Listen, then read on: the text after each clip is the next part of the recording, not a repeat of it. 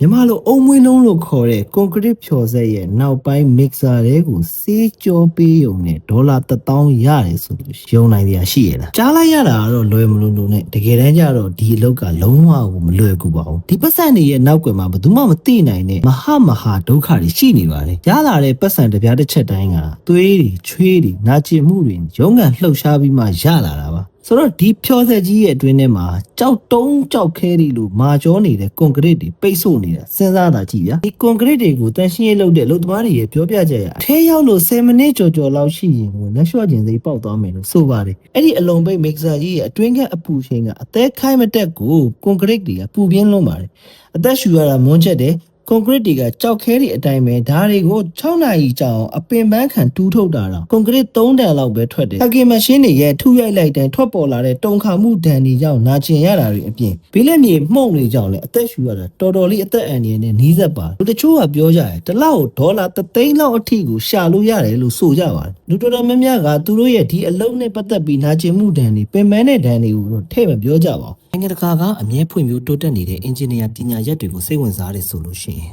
subscribe like and follow လုပ်သွားလို့ရပါတယ်လိုအပ်ချက်တွေရှိခဲ့ရင်လည်း comment မှာဆွေးနွေးအကြံပေးခဲ့နိုင်ပါတယ်